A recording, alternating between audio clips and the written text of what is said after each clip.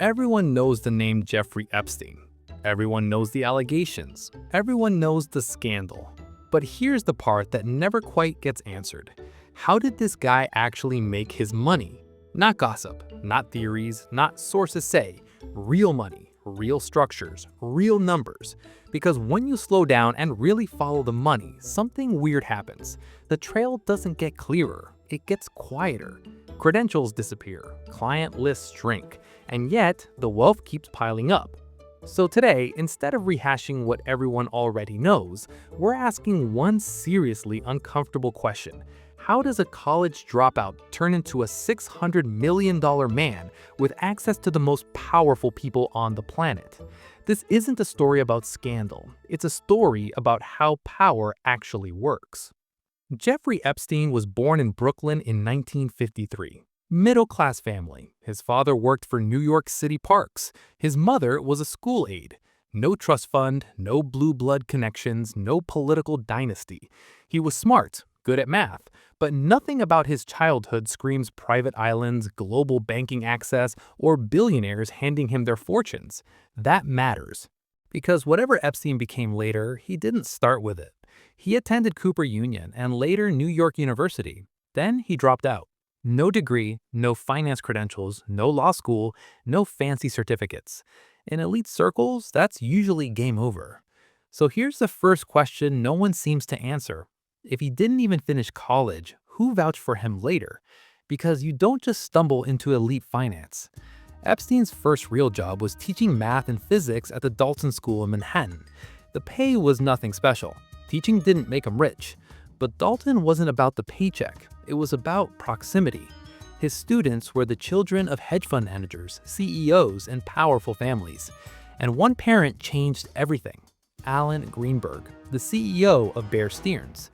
Epstein's time at Dalton ended. The reasons depend on who you ask. But here's what matters. He left with no degree, no credentials, and no obvious reason for Wall Street to care.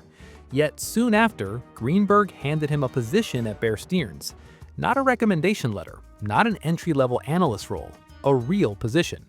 That's not how this usually works. Epstein joined Bear Stearns in the mid-1970s. He started as a junior assistant. He learned fast, especially how to deal with rich people. Within 4 years, he became a limited partner.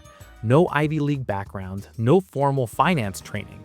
Even by 1970s Wall Street standards, that was highly unusual. Then it collapsed. Allegations surfaced. Shady loans, expense account issues, regulatory concerns. No charges, no public scandal. And this became a pattern. At moments when most careers would implode, his somehow survived.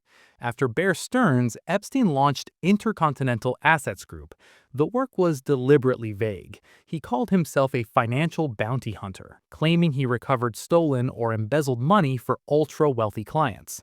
International, opaque, nearly impossible to audit. Soon after, he became a highly paid consultant to Towers Financial, a debt collection firm. Officially, he earned $25,000 a month. Unofficially, he was deeply involved, working closely with the CEO, Stephen Hoffenberg.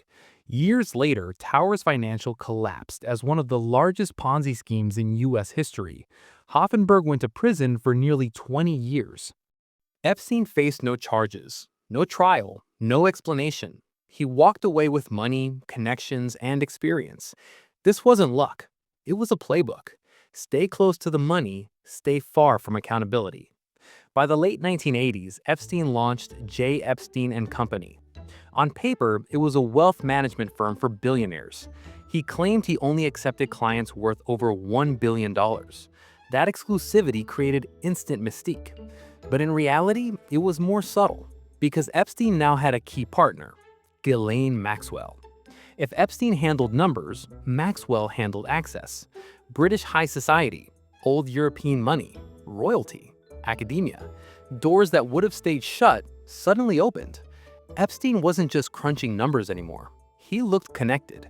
And in high finance, perception beats credentials. Two clients stand out. Les Wexner, Leon Black.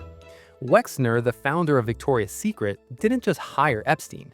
He gave him power of attorney. Epstein gained control over personal finances, business entities, and assets. He lived in a Manhattan townhouse on East 71st Street that was transferred to him for almost nothing. Investigations suggest Epstein earned well over $100 million from this relationship alone. Some estimates reach $200 million. Later, Wexner claimed Epstein stole massive amounts of money from him. Think about that. One of America's richest men says his advisor robbed him. That tells you this wasn't normal wealth management. Then there's Leon Black, founder of Apollo Global Management. Between 2012 and 2017, Black paid Epstein approximately $158 million. The explanation was tax and estate planning, but Black already had access to the best tax experts in the world. And here's the red flag.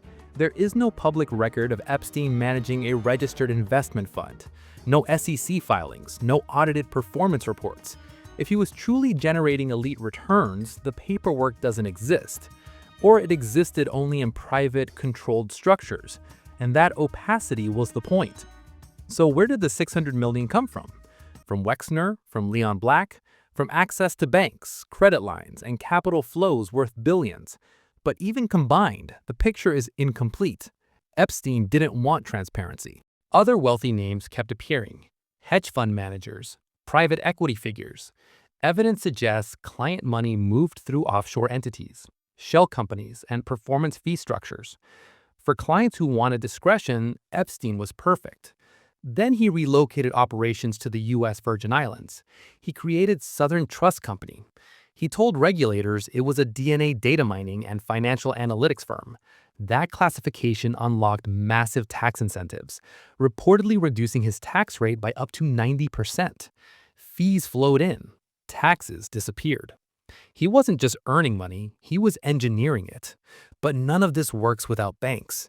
JP Morgan Chase gave Epstein over 130 accounts. Internal documents labeled him a center of influence.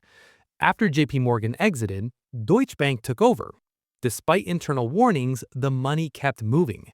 This wasn't one failure, it was systemic. When incentives align, institutions look away. Now comes the hardest question. What if money wasn't the only thing Epstein traded in? For years, journalists suggested he collected leverage, information. If you host powerful people privately, information becomes currency. There's no smoking gun. But the possibility can't be ignored, because if true, $600 million wasn't the prize, access was. In 2006 and 2007, federal investigators followed the money. Subpoenas were issued. Financial crimes were on the table. Then it stopped. A non-prosecution agreement granted Epstein immunity, including unnamed co-conspirators. A judge later called it the deal of a lifetime. The investigation vanished. Epstein hired elite lawyers, former prosecutors, political insiders. Legal defense became part of his operating system. By the mid-2000s, he had private islands, jets, and global access. Prosecutors described him as a man of nearly infinite means. That wasn't exaggeration. He bought credibility. He funded scientific research, hosted physicists, sponsored institutions. When you dine with Nobel-level minds, people stop asking about your degree. In 2019, Epstein was arrested. Then he died in custody. Questions multiplied.